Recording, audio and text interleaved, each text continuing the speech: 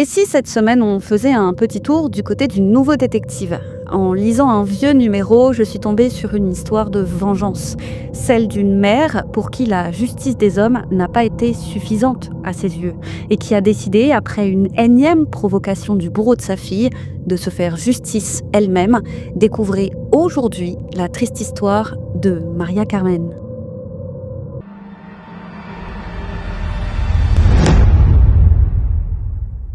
Comme toujours les amis, n'hésitez pas à liker la vidéo et à vous abonner. Direction la province espagnole d'Alicante. Maria del Carmen Garcia et son mari Francisco Garcia sont les heureux parents de 5 enfants. Autrefois, la maison des Garcia était remplie des rires et des cris des enfants, mais ils ont depuis grandi. Tous ont un à un quitté le domicile familial pour voler de leurs propres ailes. Tous, à l'exception de la petite dernière, Veronica, âgée de 13 ans. La famille vit dans la petite ville tranquille de Benejúzar, une ville à taille humaine qui compte moins de 6000 habitants. Les voisins se connaissent, se rendent service, ils se font confiance, du moins ceux qui sont là depuis longtemps, à l'image des Garcia. Alors pas une seconde, ils n'auraient pu imaginer le drame qui allait s'abattre sur eux. Tout a commencé avec un banal service. Le samedi 17 octobre 1998, dans l'après-midi, Maria del Carmen, la matriarche, demande à sa fille, Veronica, d'aller acheter du pain à la boulangerie du coin. Pas de problème pour Veronica, elle s'habille et se met en route. La boulangerie n'est pas loin, elle n'en a pas pour longtemps, mais voilà que sur le chemin, elle sent une présence derrière elle. Et elle n'a même pas le temps de se retourner qu'on l'empoigne par la chemise. Elle est brusquement tirée en arrière et la suite est digne d'un film d'horreur. Celui qui l'agrippe la menace d'un couteau qu'il colle contre son cou. C'est ensuite une voix grave, une voix d'homme qui la menace. Pas de geste brusque, pas de cri. Il lui dit qu'il ne lui arrivera rien si elle le suit sans faire de bruit. En tournant légèrement la tête, Veronica aperçoit un visage familier, un visage qu'elle a l'habitude de voir régulièrement et pour cause. C'est là un voisin, un certain Antonio Cosme Velasco. La pauvre Veronica est pétrifiée, elle n'ose rien faire, rien dire, de peur qu'il ne lui fasse du mal. Antonio la conduit jusque dans son véhicule, garé juste à côté, à littéralement 2 pas de là. Voilà la pauvre Veronica prise au piège. Antonio lui dit, encore une fois, de rester tranquille.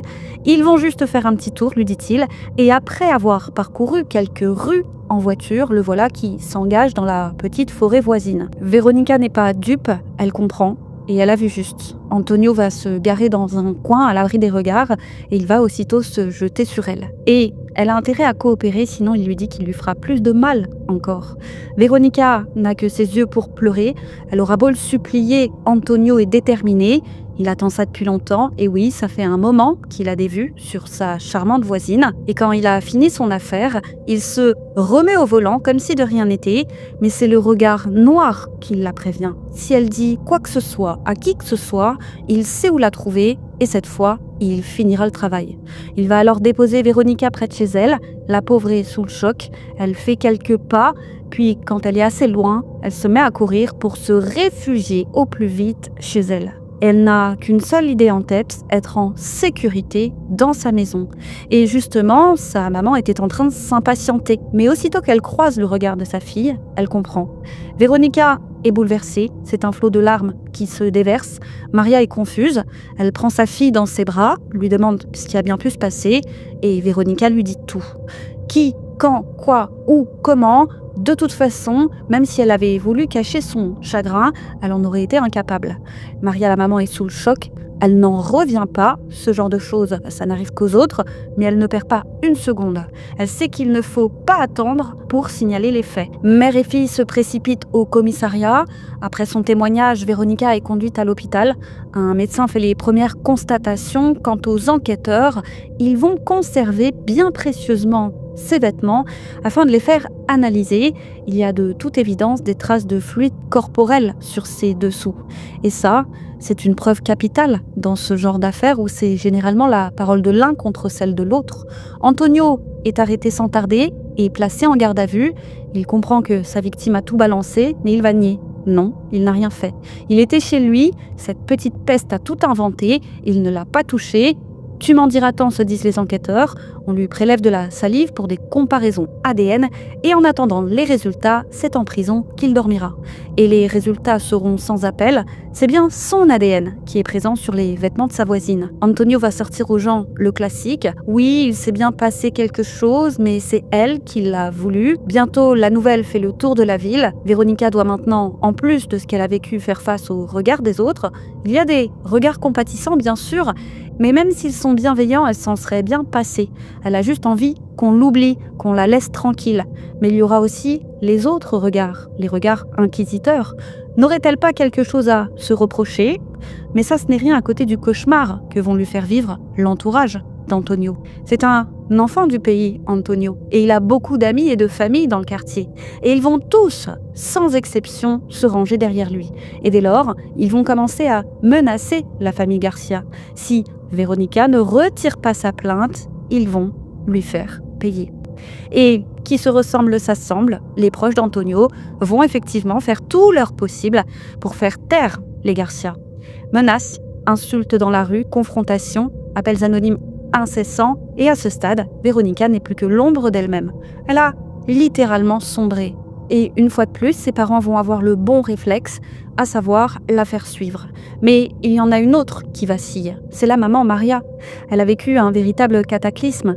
Ce qui s'est passé cet après-midi du 17 octobre était si insensé, si inouï pour elle, que sa psyché a comme explosé. Si bien qu'elle a dû elle aussi se faire suivre. Il lui sera diagnostiqué un trouble de la personnalité adaptative. Il survient généralement après un événement ou une période particulièrement stressante. Il peut survenir après le décès d'un proche, après de grosses difficultés financières, une rupture violente, etc., etc. Il peut toucher une personne d'une famille, comme plusieurs personnes de la même famille ayant été exposées aux mêmes événements. Selon les médecins, ce sont la mère et sa fille qui ont vécu, je cite, une explosion mentale. Et le chemin de la guérison est long, il nécessite plusieurs mois, voire années. Le sujet n'arrive pas à émotionnellement surmonter les événements. Et dites-vous qu'en parallèle, les Garcia sont exposés à une véritable cabale. Les proches d'Antonio et certains voisins n'arrêtent pas de les intimider. Alors pour leur propre sécurité, les Garcia décident de déménager. Ils quittent alors leur maison adorée et en plus de quitter la ville, ils décident de quitter la province d'Alicante. Mais impossible de tourner la page pour autant. Ils attendent comme une délivrance le procès à venir qui aura lieu 2 ans après les faits, en l'an 2000. Antonio va se montrer arrogant. Il continue de nier, il ne va montrer aucun regret, pas même un soupçon de honte. Il est droit dans ses bottes, garde la tête haute, cherche même le regard des Garcia pour les narguer. À l'issue de l'audience, il sera condamné à 9 ans de prison, ainsi que condamné à verser 18 000 € pour les dommages infligés à la victime et à sa famille. Antonio retourne donc en prison et enfin les Garcia peuvent reprendre leur vie là où ils l'avaient laissé 2 ans plus tôt. Mais ils ont quand même un goût amer dans la bouche, celui de savoir qu'Antonio sera tôt ou tard libéré. Et les années vont passer, une à une. Véronica se reconstruit peu à peu, tant bien que mal, et elle peut compter sur le soutien de ses proches. De son côté, Antonio rumine, il enrage même. Dans sa tête, c'est lui la victime, et il n'a qu'une seule hâte, sortir au plus vite, mais pas que. Il a la rancœur tenace, il a soif de vengeance. Alors, dès qu'il est autorisé à bénéficier d'un régime de semi-liberté, à savoir qu'il est autorisé le jour à aller dehors, mais qu'il doit rentrer la nuit en prison, nous sommes alors en juin 2005, soit 7 années après les faits, eh bien, plutôt que de se faire discret, il décide d'aller rendre visite aux Garcia. Il sait où ils habitent, juste à l'extérieur d'Alicante. Il sait, grâce à ses proches, dans quel commerce ils ont leurs habitudes. Alors, il s'en va traîner dans les parages avec un seul but en tête, croiser la fille, la mère, le père, le frère, peu importe, ce qu'il veut, c'est les ébranler mentalement, qu'il sache qu'il est dehors, il veut appuyer là où ça fait mal, il sait qu'une présence et des mots suffisent. Il n'a qu'une seule hâte, les narguer. Et le jour tant attendu ne va pas tarder à arriver. Peu de temps après sa semi-libération, un matin, il décide de faire le pied de grue à l'arrêt de bus situé non loin de chez les Garcia. Ses proches l'ont informé que chaque matin, Carmen prend ce bus pour aller au travail. Bingo! Voilà que Maria Carmen arrive. En le voyant, elle se fige. Elle ne savait pas qu'il était dehors. Personne ne l'a prévenu, ni elle, ni sa famille. Mais elle n'a même pas le temps d'encaisser la nouvelle, le choc de cette vision, qu'Antonio lui balance « Elle va comment, ta fille ?» avec un sourire en coin. Il ne la lâche pas du regard et s'en va au bar du coin, un bar qu'il s'est fréquenté par la famille Garcia.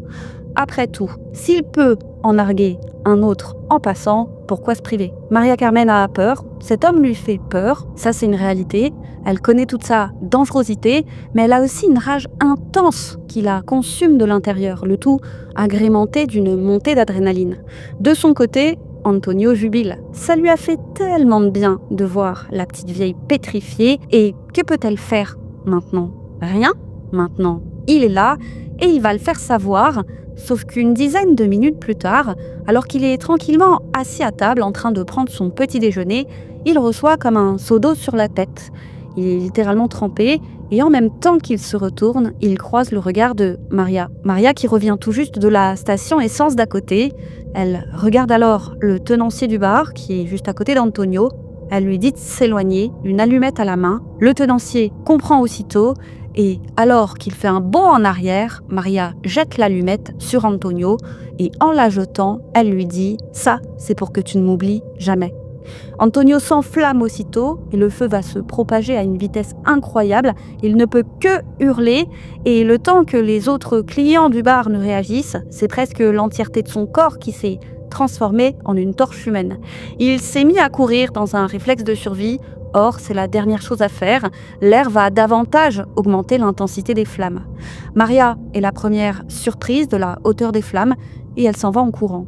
Alors que les clients et les passants devant le bar s'activent pour éteindre les flammes, d'autres appellent les secours. La scène s'est passée si vite que la confusion est totale. Quand l'ambulance arrive, elle est suivie de près par une équipe de police. Certains clients ont vu et reconnu Maria, mais entre-temps, elle a filé. Antonio, quant à lui, est dans un état grave. Il est conduit de toute urgence à l'hôpital. Pendant ce temps, un avis de recherche est lancé à l'encontre de la mère de famille. Ce sont toutes les polices de la région qui se lancent à sa poursuite. La nouvelle se répand comme une traînée de poudre. Elle arrive à la vitesse de l'éclair aux oreilles des médias qui vont la relayer.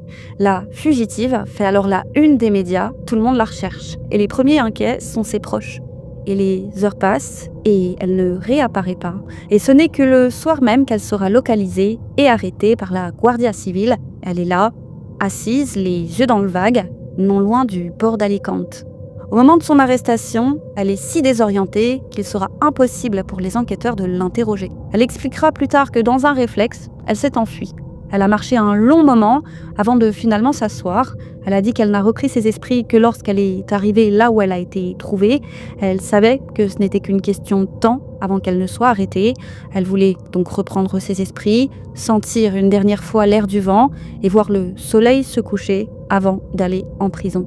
Elle, qui s'attendait alors à passer le reste de ses jours derrière les barreaux. Elle va expliquer qu'après avoir entendu les paroles d'Antonio, ça n'a fait qu'un tour dans sa tête. C'est la rage qui l'a envahie.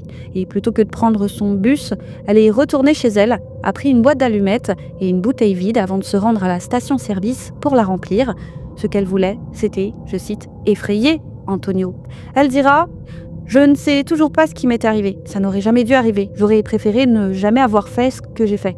Et j'aurais préféré qu'Antonio me fasse du mal à moi plutôt qu'à ma fille. » Elle expliquera qu'il a été impossible pour elle de tourner la page. Elle pouvait aller où elle voulait.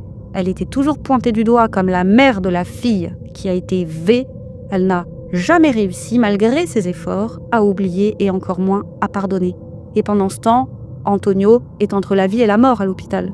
Il a dû être placé dans un coma artificiel et, il faut le dire, il ne va pas bénéficier de beaucoup de soutien parmi la population. Entre-temps, l'affaire a fait le tour du monde et en Espagne, Maria Carmen est rapidement surnommée la mère Courage. La population va en majorité prendre fait et cause pour elle. Dès le lendemain, des manifestations seront organisées pour obtenir sa libération.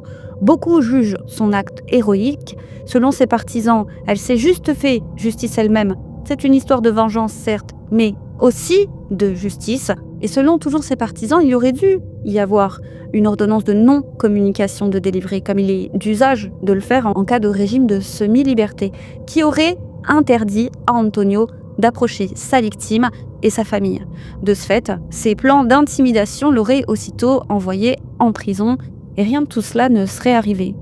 Mais l'autre partie de la population n'est pas d'accord.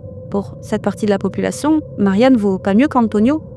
Nul n'a le droit de se faire justice soi-même. Quant au sort d'Antonio, il est entre les mains des médecins. Il a été brûlé sur 60% de son corps et après une semaine, il va finalement succomber à ses blessures. Maria, quant à elle, joue gros. C'est 3 ans et demi après qu'aura lieu son procès. Sa famille fait front. Elle écopera de 9 ans et demi de prison. Sachez qu'elle a bénéficié de circonstances atténuantes, le juge ayant considéré qu'au moment des faits, son discernement était en partie aboli à cause de séquelles traumatiques. Il a dit, je cite, « Le stimulus externe reçu par l'accusé était d'une telle profondeur émotionnelle que sa réaction était jugée proportionnelle à son acte. » Mais Maria Carmen devra tout de même verser à la femme d'Antonio 80 000 € de dommages et intérêts. Elle bénéficiera finalement d'un régime de semi-liberté avant d'être complètement libérée en 2018. Dès lors, elle est restée à l'écart des regards du public. Voilà les amis, dites-moi ce que vous en pensez. Je sens que vous allez être partagés. N'hésitez pas à liker la vidéo si notre travail vous a plu, à vous abonner si ce n'est pas déjà fait. Quant à moi, je vous dis à très vite sur YouCrime pour une autre triste histoire les amis.